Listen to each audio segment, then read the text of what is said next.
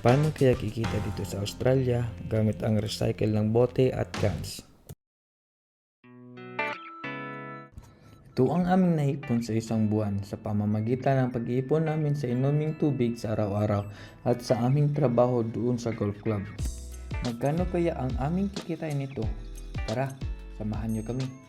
Ngayon is pinaghiwalay namin ang bote at saka cans para pagdating namin sa Davao is diretso-diretso na. So, let's go!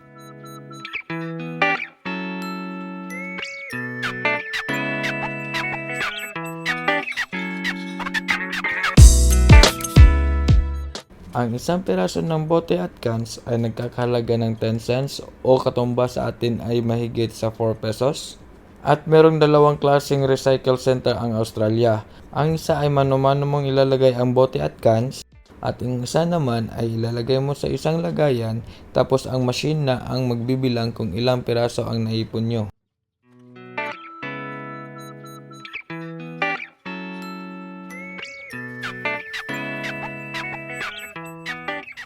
Ngayon, pupunta tayo sa Davao Recycling Center para malaman natin magkano yung kikitain natin sa pag-ipon sa loob ng isang buwan.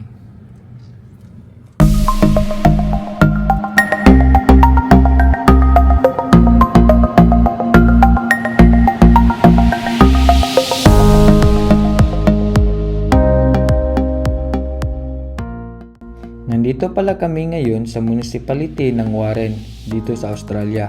At ang layo ng Davao City at ng Warren ay nasa 1 hour and 30 minutes o nasa 148 kilometers.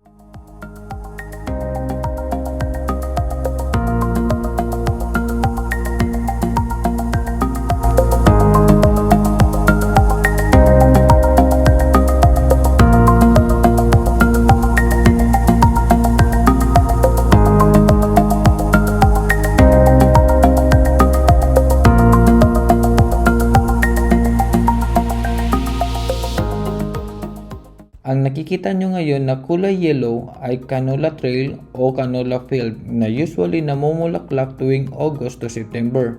Ito ay ginagawang bilang food grade oil para sa biofuel production at bilang isang stock field or mas kilala nating canola oil.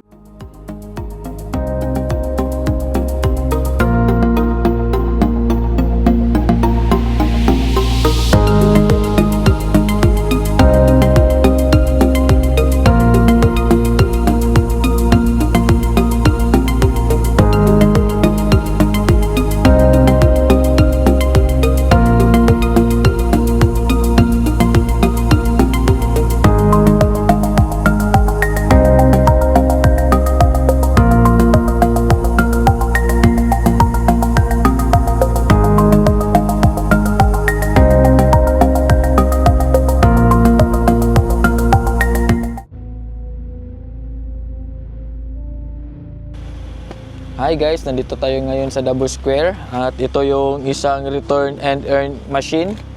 Unfortunately is wala, full na siya. Ngayon ang gagawin natin is pupunta tayo sa automatic. Sana meron para hindi sayang yung pagod natin at yung pag-iipon natin. Tara!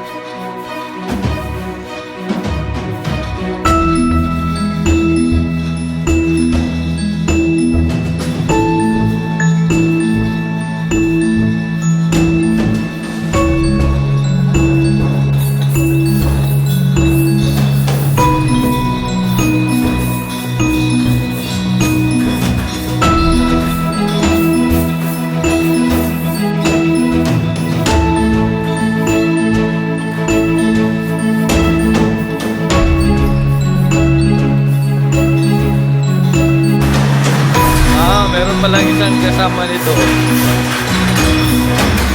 Ang boss na yun, boss. Oo, the boss.